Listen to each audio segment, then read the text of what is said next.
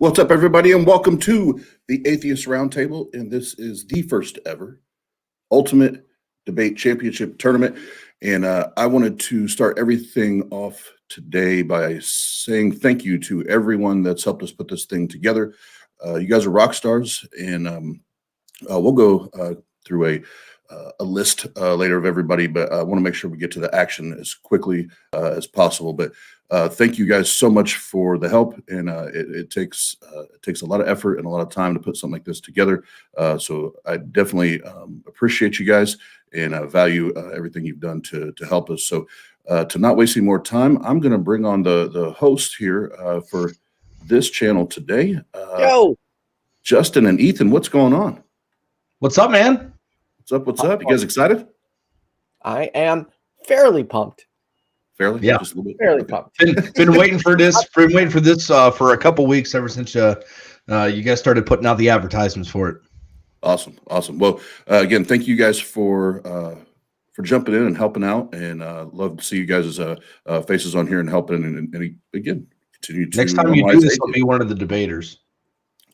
Okay, we can make that happen for sure. So again, I don't want to waste a bunch of time and just me talking and bullshit. And so we have Justin and Ethan here, and then at the UDC channel, the link is in the description. We'll have debates going simultaneously.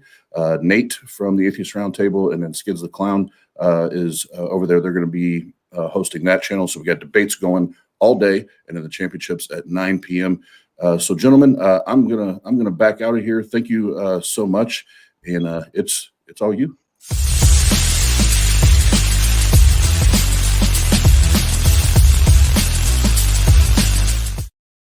Ready to do this, Justin? I'm ready to do this. Are you ready? I am pumped. I'm excited. I'm trying to get I did not sleep well last night, so I'm trying to summon the energy. Yeah, I actually fell asleep like quite early. Me and the wife were watching Grey's Anatomy, and I ended up just passing out and had a long day at work. But I'm ready to get to this this debate we're having. We're going to be having a debate between Just Jeff and Cease to Know, and the topic is cancel culture good for society? What do you think about that, Justin? I'm honestly, I mean, I feel like at first glance I already have the side that I would be on, but you know what? If somebody's willing to present an argument to the contrary, I'm willing to be open-minded enough to at least hear what they have to say. Same. All right. Well, do you want to go ahead and bring them in? Let's bring our debaters in and introduce them. And Cease to Know, how you doing? Great. Good to see you. Hey, so tell the audience a little bit about yourself in like a 1 minute long summary. Yeah, so I do a podcast on YouTube called Axioms on Trial. We talk about philosophy, science, religion, those kind of questions. I'm currently finishing up my master's degree in philosophy. And yeah, I'm originally from Italy. So I don't know if you can tell, I have an accent. I had no idea. I would have never guessed that. Okay, cool. Yeah, and I will be taking the side that cancel culture is ultimately not good for society, that it's actually detrimental. Mm-hmm. And so I'm excited to have this conversation with my friend Jeff. Cool. Absolutely. Great. Well, yeah, if you listen to him, he kind of sounds like Christopher Walken. A little bit. All right, let's go ahead and bring on Cease to Know's opponent. We've got Just Jeff. Hey, how's it going, guys? Hello. Same thing. Tell everyone a little bit about yourself in a minute or less. So I do mainly parody videos, making fun of religion and the ridiculousness. So I would typically debate with an ad absurdum position. Pretty much, I go directly to that. So as you know, Bigfoot says. People can find me on the Atheist Roundtable or by looking at the link tree here to take you to all my links. Ooh. And I will be taking the affirmative that cancel culture is good, ultimately, for society. I'm definitely open to hearing both sides, but Jeff, I am leaning towards your side of the fence on this one. Ooh. I think it can be misused, of course, but I think it's basically grounding, but for adults. We'll just make the host debate. Well, that's the thing, because I was going to say I'm actually siding more with Cease on this one. Well, this is good. That's a So balance. that's interesting. All right. So maybe we should put Cease on my side and bring Jeff there over you there go. with you. There you go. Ballot If you tag. don't agree with me, I think your account should be removed. Well, we wouldn't be able to have this debate without somebody to keep you guys in line. Would you guys agree? No. Well, with us today, we have Amy with us, who's going to be the referee for this debate. What's going on, Amy? Woo-hoo, not too much. I think I'm as pumped as you guys are. Awesome. So Well, what me and We're Ethan, started. Oh, sorry. go ahead, Ethan.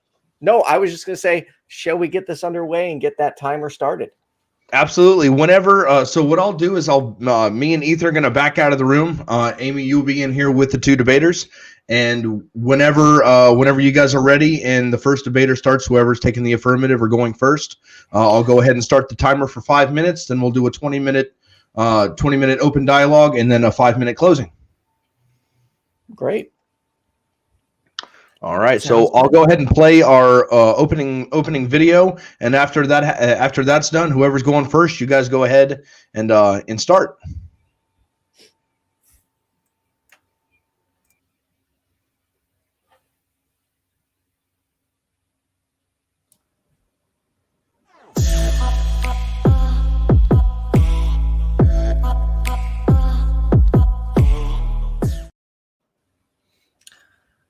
Woohoo! Oh, I guess since I'm the affirmative, I guess I'll go ahead and start. So I wanted to say first, of course, thanks, Cease, for coming to this one, and the Atheist Roundtable for hosting the debate, and Amy for being here, of course, and everybody. I mean, we can't mention everybody and that's behind the scenes doing this. But so cancel culture, I think we need the biggest issue here is going to be defining cancel culture and defining exactly what that is. Cancel culture is typically a newer term for this modern society's term. My debate will not be necessarily that modern day cancel culture is anything different than boycotting or calling out people in the past. It may have been done in a different form or factor. We didn't have the internet. And that's why cancel culture today is a little bit more complicated. I'm sure Cease will have examples of where cancel culture has been used to cancel people that were unjustifying or undeserving of that. But on the whole, my debate is that cancel culture for society on the whole is good. So there are many more good examples than there are bad examples over the past and through history and even currently. Secondly, cancel culture is not really a real thing. You cannot cancel an individual. A good example, this would be J.K. Rowling, who has made terrible comments that have been pushed against canceling her books and everything else. Yet she still has her books. She still has a platform, and she has a new book coming out this year. So she's not been effectively canceled. You also have people on both sides that play this cancel culture nomenclature in order to sort of trigger people into talking about it, i.e. Dr. Seuss, which was not canceled, but somehow is now on the news about being cancel culture because people watch those things and they like to do it. So I want to define it in a couple of different ways. We have calling in, where I pull someone aside, I call them out individually. I have calling out, where I publicly call someone out. You have boycotting, which is withholding financial support from somebody. And then you have canceling, which can be a collective attempt to show, what this person has or hasn't done with their content or whatever. So that's basically the argument that I'm going to be having here, that cancel culture as a whole is holding people accountable for what they've said or what they've done. And I don't know how that could be a wrong or bad position to take. If you are concerned about what you're saying on a public platform, that's a good thing. If you're thinking twice about saying something before you say it because you don't want to be involved in a cancel culture, this is a good thing. It's holding people accountable. Now, again, there are going to be examples, and I'm sure Cease will have a few, of how this can be used as a way to weaponize, an attack against an individual. But on the whole, overall, through history, I think cancel culture has had a positive effect on society. And I cede my time. Okay, thank you so very much, Just Jeff. And with that, we're going to hand it over to Cease to Know for his 5-minute opener. Yes, thank you so much. So first and foremost, just as Jeff did, I would like to thank you all for having me, TART for hosting this tournament, Jeff for being here, and you as well, Amy. So the topic I'm debating is whether cancel culture is ultimately detrimental or beneficial for society. And I'll be taking the side that it is indeed detrimental. To begin with, let's define what it is. Jeff was saying that it's hard to actually pin down what cancel culture is. I think I found a pretty comprehensive definition for how we should approach it. And cancel culture is defined as a form of modern blacklisting in which someone is thrust out of social and professional circles, whether it be online, social media, or in person. Those who are subject to this are said to have been canceled. I think it's also key that we make a distinction between what cancel culture could perhaps be in an ideal world versus the form that it actually takes in the real world. Jeff mentioned in his opening that people can't really be canceled, and he mentioned J.K. Rowling as an example. But I think he's missing the fact that it depends on what power you're in the first place, what status you hold, whether or not boycott has an effect on what you're doing or doesn't. There are many examples of people, business owners, less famous people, or even celebrities that have lost a lot because people have jumped the gun to want to rally against them before knowing all the facts. I think the crucial point is this. If cancel culture was successful in holding just real racists, bigots, sexist people, violent and hateful individuals accountable for their words and actions, then I would be on Jeff's side in this debate. However, that's not the reality of the situation. Instead, cancel culture, from my perspective, is it's like a mirror to a society which loves outrage, mob mentality, and that enjoys staring people down without real concern for the bettering of the world. It's a culture that doesn't care for reconciliation, doesn't care for the context in which the words are used or the growth of individuals. And that's why people are getting canceled for tweets made over a decade prior. It's not about holding people accountable. It's not about accountability at all. It's about the pleasure of watching, the downfall of people as a way to promote a sort of pseudo moral superiority. How much time do I have? So in this conversation, I will explain why I think this is so. One is the fact that these labels like bigot, transphobic, racist, homophobic, and sexist are being thrown at anybody who doesn't fit the echo chamber of popular state of opinion. That approach does nothing to get rid of these real problems. It only makes enemies of those who could otherwise actually be allies. People are losing their livelihoods for jokes made a decade prior. People are being victimized before all the facts are in. One example of this is a YouTuber, I think his username was Magic of Rahat, who was helping a homeless person, help a homeless person get an apartment, save up money. And then this homeless person turned against him, made some videos about him being mistreated, and a huge mob went against this YouTuber, tried to cancel him, tried to shame him. And it wasn't until later that all the facts came out, where all the accusations that had been made towards this YouTuber turned out to be false. And he had sort of the receipts to prove that. But that's an aspect of cancel culture, is the fact that it jumps to conclusions before having all the facts. Before going to a real process of analysis of the situation. This immediate reactionary mindset, where that's why I don't think it's about accountability. It's about just attacking and tearing people down, which doesn't actually resolve anything. So I think I'll leave it at that for now, and I'll add more examples and explain more my position in the following section.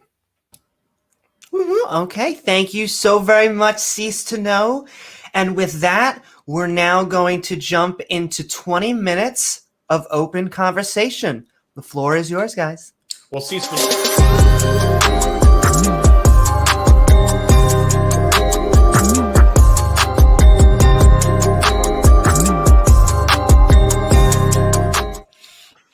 Okay, now the floor is yours. now, Cease, when you mentioned this YouTuber that was, attacked by the mob for this gentleman making a video against him, what would you have that? How would you have that played out? Should this person not be able to make a YouTube video accusing this other person of what has happened? No, the issue is not with the individual making a YouTube video. The issue is with the mob jumping to conclusions before all the facts are out, and not actually caring about the context of the situation. That's why I said, if cancel culture was just a new form of boycott, that would be fine. But that's not the way that it takes place in the world. It's look, I you know this by now. Like I do philosophy for a living, and one of the core questions of philosophy is what is truth? How do we determine it? And this very debate, this very framework that we're engaging in now, is one about the exchange of ideas and the trying to compare and contrast the validity of ideas. Cancel culture is a roadblock to that because it views any kind of dissenting opinion as something worth deplatforming.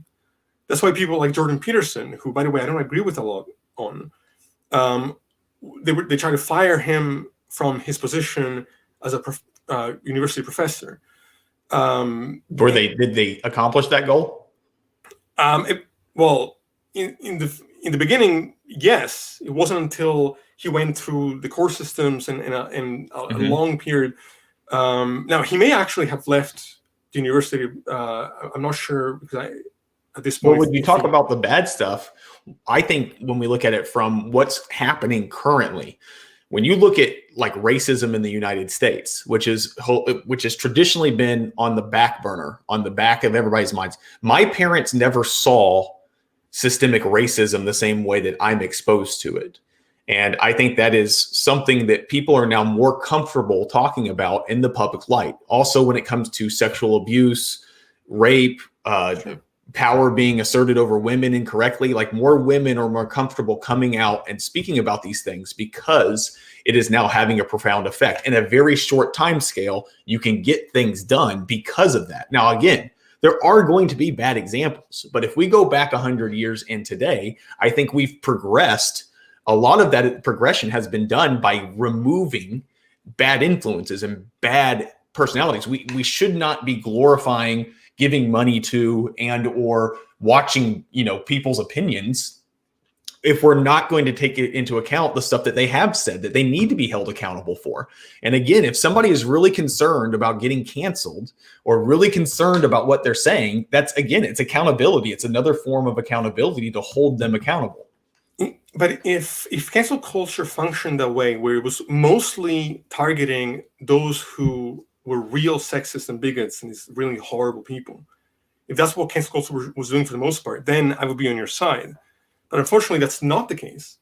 You said there may be a few bad examples, but I would say it's the other way around. You may have a few good examples of people who really deserve canceling getting canceled. But for the most part, that's not what you're seeing. You're seeing a different thing. You're seeing anybody who has an opinion that's not shared by the mainstream immediately being vilified as though they're on equal footing as people that we would both consider to be horrible. Would you say that how would you define, like if we're talking about in a morality sense, and I don't want to go too deep into this, but if society is headed towards a certain morality versus a previous generation or whatnot, how can you say that one is more or less moral than that previous? And what I mean by that is if the majority of people are deciding that this is not something they want in society, how is that not leading to a more moral society? These people are deciding that this type of information should not be brought to the forefront and hold this person accountable. because if it is reactionary to, without knowing all the facts or the context. Yeah, but that's you're separate not, from cancel culture. no, it's not separate at all. Separate It's piece. not separate at all. No, it isn't at all. It's exactly the problem, because you're not holding these people accountable for anything. Your reaction, you are reacting without knowing all the facts, out of a desire to tear someone down, not out of the desire to hold someone accountable.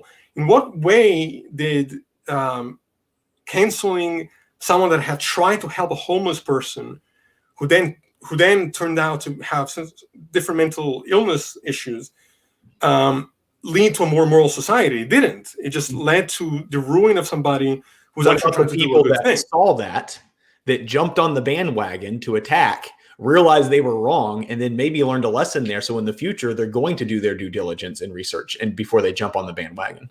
Yes, but the problem is that cancel culture feeds that reactionary perspective.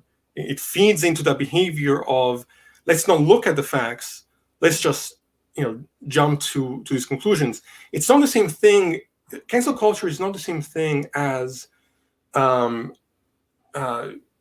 boycotting or caring about human rights. It's really just attacking individuals for the sake of enjoying tearing people down. I mean, look, there's something that's a bit of ironic about this conversation in the sense that, your moniker online is the atheist troll, right? You've been very successful making videos, throwing Bibles and Qurans down the stairs, cutting books, things that people find extremely offensive. And I support what you're doing. I support your freedom to do it. I think you should do it.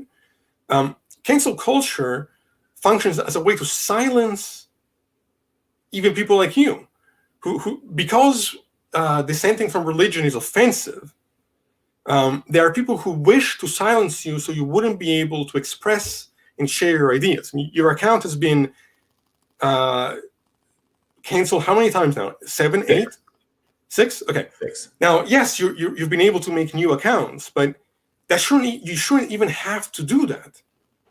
People should be able to hear what it is you're saying without being called a bigot, a racist, a sexist, and all these names that don't actually capture your character.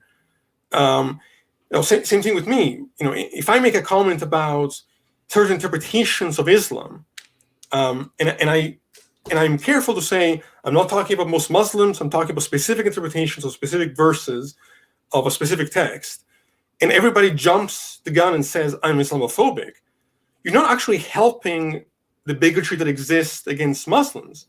You're only causing an environment where conversation can't actually take place, and then an entire generation feels defranchised and feels dehumanized. And that's how you get someone like Trump, who then comes along and says, I don't care about political correctness.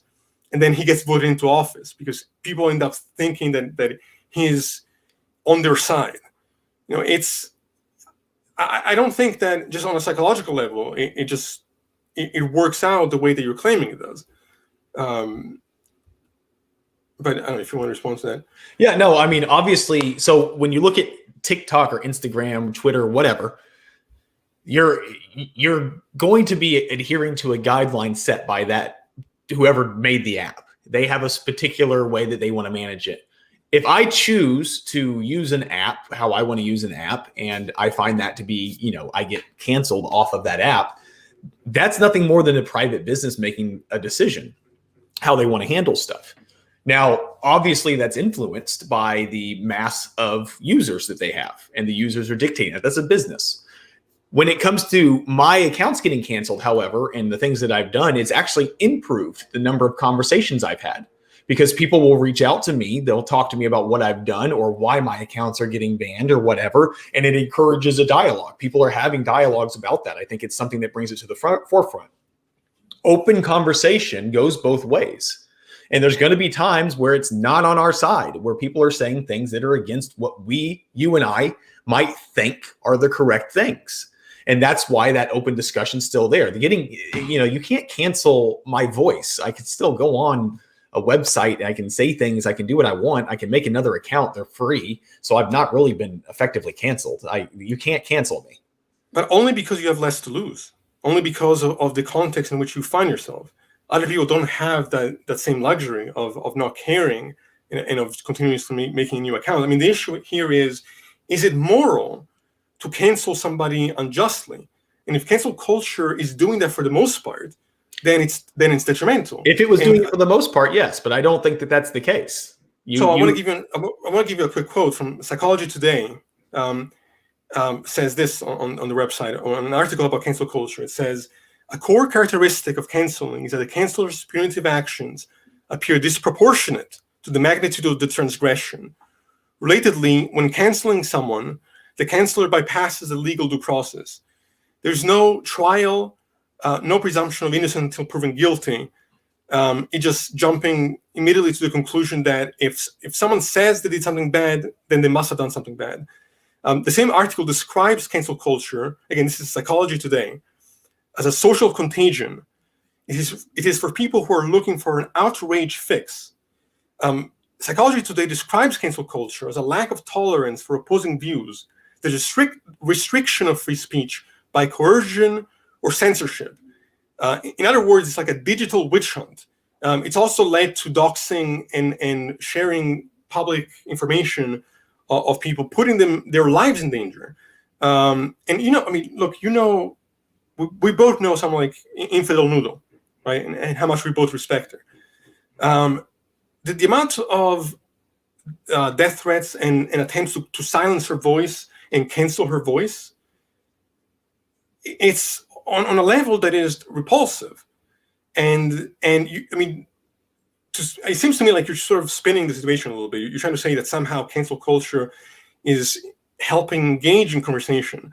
I think it's the other way around. I don't think it's doing anything to support conversation. It's an attempt. If you have managed to stay relevant and to continue conversations, it's because you've managed to survive, adapt cancel culture.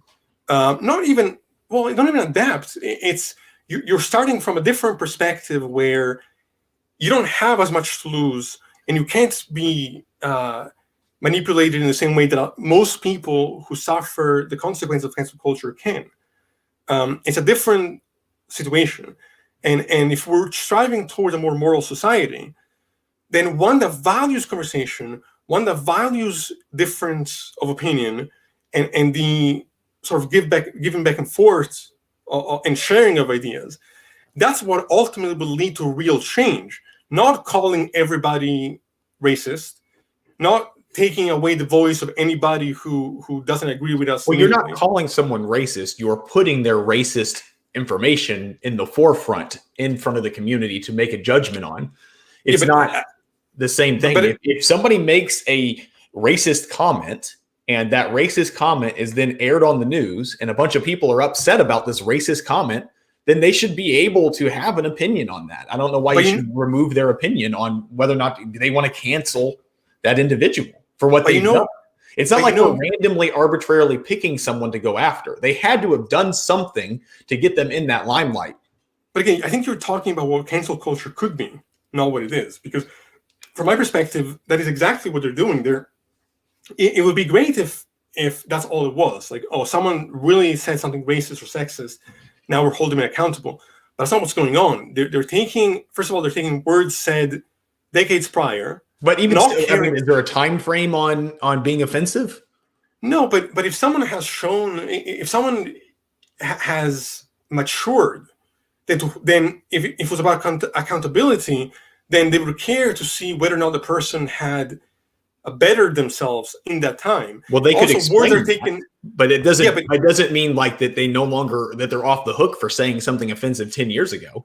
No, they still have to be held accountable for that. Sure, even if they learned from it, they should then be able to, put that out on display and talk about the mistakes they've had and how they've grown from that. And we can decide as a society whether or not we accept that or not. Again, Right, but the thing like is, the it's not J.K. acceptable. Rowling thing, she's still around. Sure, but the issue is that but she's still around because she's a multi-billionaire who can survive it.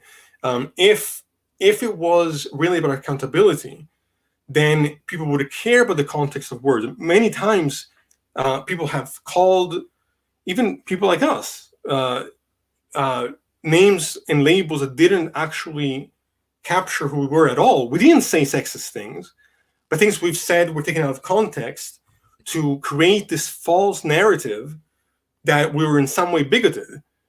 That's the issue, is that cancel culture doesn't care about context, doesn't care about real accountability, doesn't care about conversation. It only cares about targeting people and a mob mentality. It's not doing what you're saying it's doing. If it was, it would be a different conversation. Well, I mean, you can see that with people like who's the My Pillow guy, Mike Lindell, comes out, makes some really stupid comments on Twitter. His company takes a hit. I think that's holding him accountable for what he's saying, even though his company's not directly related to that situation. That's a good example of other businesses now see that and think, hey, like, we shouldn't say dumb stuff in the public's eye to hurt our image. But again, it would be great if that's all the cancel culture was doing. But instead, when it's targeting people who are not actually being sexist, who are not actually saying things that are offensive, but the context is being missed, then even people of those companies now suffer consequences unjustly for things that aren't actually what they're being described as. The My Pillow guy? No, I'm not referring to him. I mean, I can probably agree to that. I'm not talking about him in particular. I'm talking about overall, cancel culture is not actually holding people accountable justly. Well, what about R. Kelly? What about him? You Bringing can find that to the forefront and actually getting now trials and starting to start a legal process here and holding him accountable. Yeah, of course, but the debate topic is not, does cancel culture at times hold people accountable who really deserve it? I'd agree, it's on the whole. But you've given us the one example of the homeless man.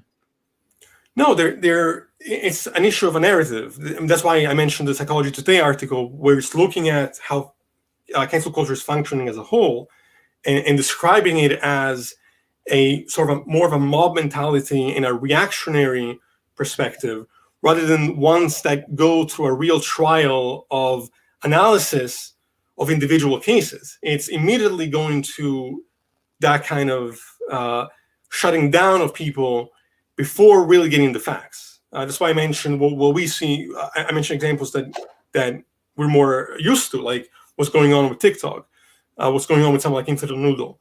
The fact that someone like Sam Harris gets called a racist for no reason, has his words taken completely out of context, and as people try to silence him. The fact that someone like Jordan Peterson. But this isn't new. This has been what you're talking about. This taking things out of context and trying to make people look bad. I mean, you look at any political election over the last 200 years that was done. So this isn't something necessarily related to cancel culture. It's not new. No. I think cancel culture is that mentality on steroids. It's what results from a way of doing things that doesn't care about conversation and really getting at the truth. I mean, most coming out of people, if not all of them, after they have had to go through such an event, have to explain themselves. People want to hear their side of the story, so they do most of the time to explain themselves. And like Roseanne Barr, another great example of somebody that spouted off and then doubled down, made it worse. And I think that really, look at what happened because of her actions that she was held accountable for because of that. And I mean, if you're another person of influence and power, someone that has a large platform, you should be held more accountable to others. You have more influence over other people. So if you now see what happened to Roseanne Barr or R. Kelly or the My Pillow guy, you now maybe take an extra second and think about what you're going to say before you say it, because you understand now the impact that your words can have on other individuals and other people. Sure, but they're not being held accountable the way you're describing is the problem. All right, guys. That was some actually amazing back and forth. I was enjoying that. And so we're now going to move into 5-minute closers.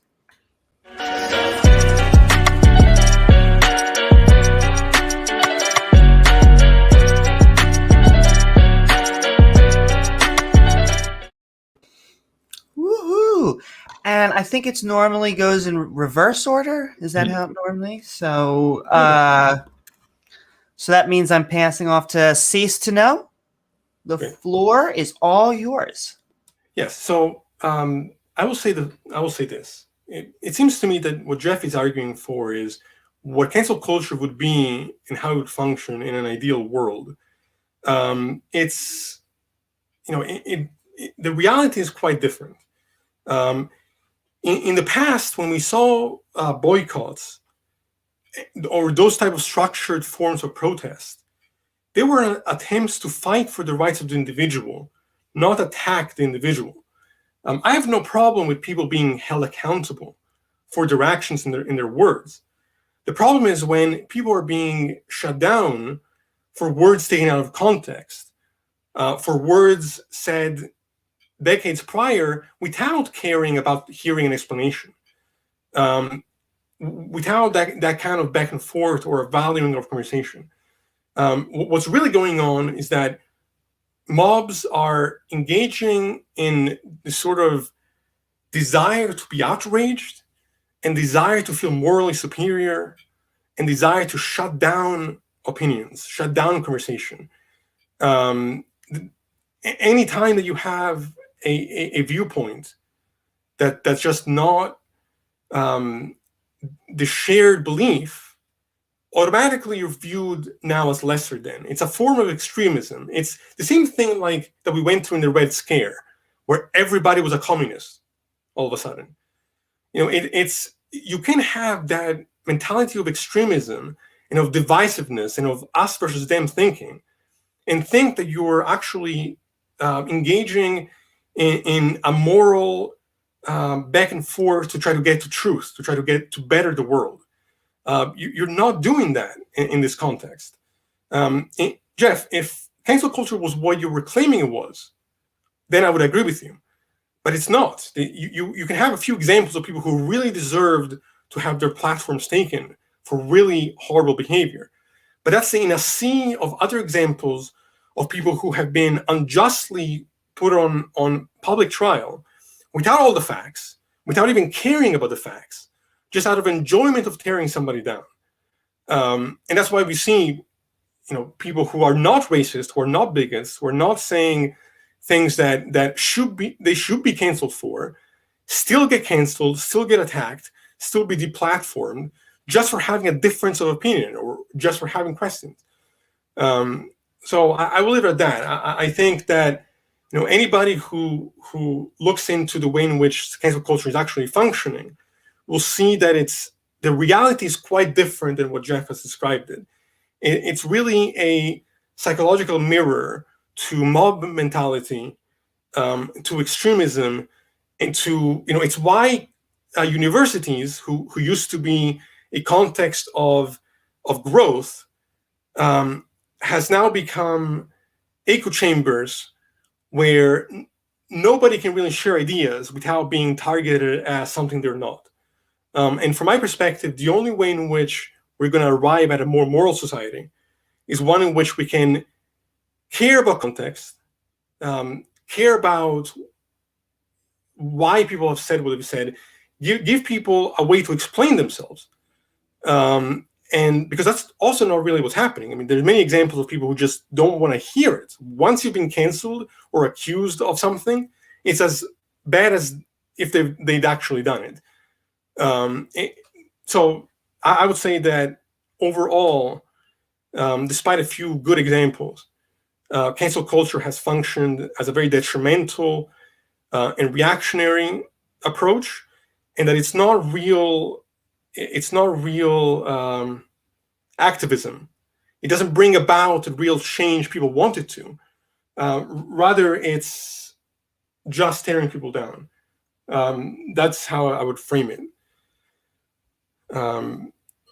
Yeah, I think I'm basically there. Well, how much time do I have, actually? You have 40 seconds left, cease to know. Or Okay, 35. yeah, I'll say this one last quote from one of the co-founder of Black Lives Matter. I think his name is Patrice Khan-Cullors. He said, people don't understand that social activism and organizing isn't going online and cussing people out or going to a protest and calling something out. Activism is hard work entailing something that sometimes includes boring meetings, strategy sessions, building a campaign, and getting petitions signed.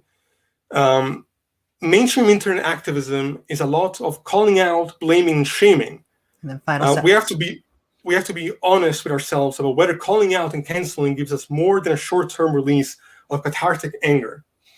That's what I would say. Woohoo! Well, thank you so very much, cease to know.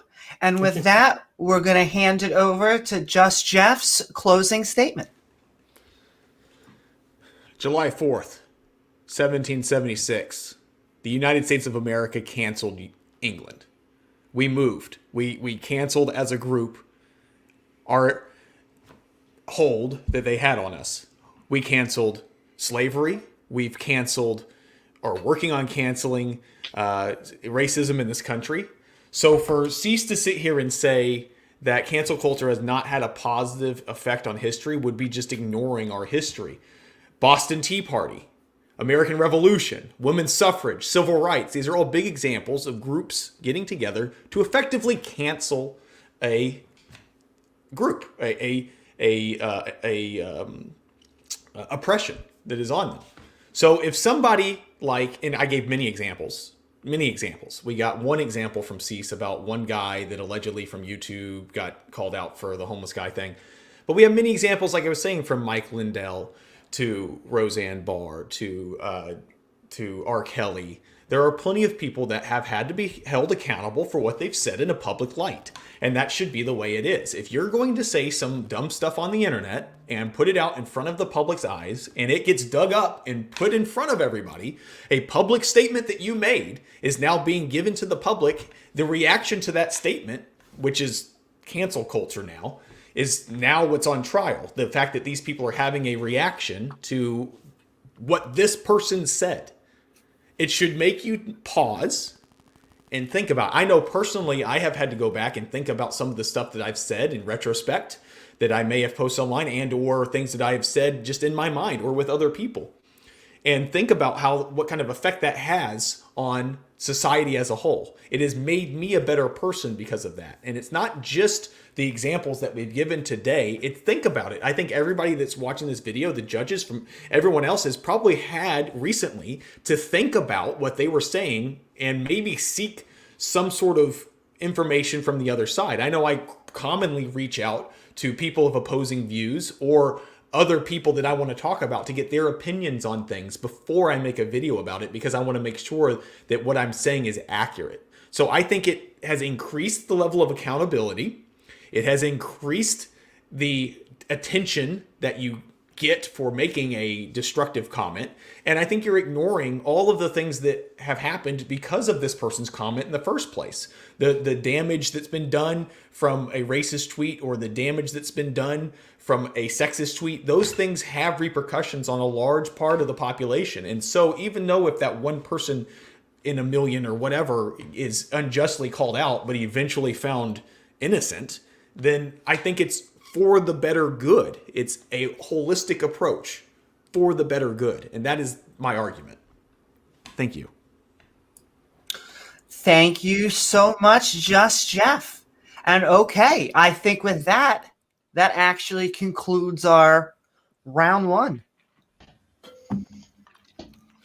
All right. Good job, guys. That was fun. That was very informative and I really appreciate you guys for putting yourselves out there like that. That was actually a really good debate. Did Justin, did your needle get moved in either direction? Yes. Which way? Further towards Cease. Really? Yes. it all goes back to me being a hard incompatibilist. So when Jeff was talking about holding people accountable, I'm adamantly against that. I don't believe that anybody is morally responsible for anything that they do. So I have to go with Cease on this. Sorry, you don't believe people are responsible for what they do? No, I believe in a materialistic world with a deterministic nature. So if we are just products, effects of the current cause, then we couldn't control how the world was before we existed. And the world was the way that it was that created us to be the way that we are now. All of that is completely out of my control. Okay, so I want to. We only got like 45 minutes, bro. I can go on with this. All right, never mind. I'll call into your show and we'll talk about it. That's a really good idea. Go. All right, so check this out. We are having an issue with StreamYard right now. We're not able to put your comments on the screen, unfortunately. So we're going to have to restart the broadcast. So if you could right now pull up this other video. I can't put the link on the screen. I'm sorry. I believe Oz added it to the description of the video. But go to tinyurl.com/TART live. Again, tinyurl.com/TART live. We are going to be restarting the broadcast on that page in just a few minutes. There you go. I was able to get it put up on the screen. So right there, down there at the bottom, tinyurl.com. Everyone in the audience, please right now go to that link because we're jumping off here in a minute. I don't know if we're even doing closing and we're just moving right over to there.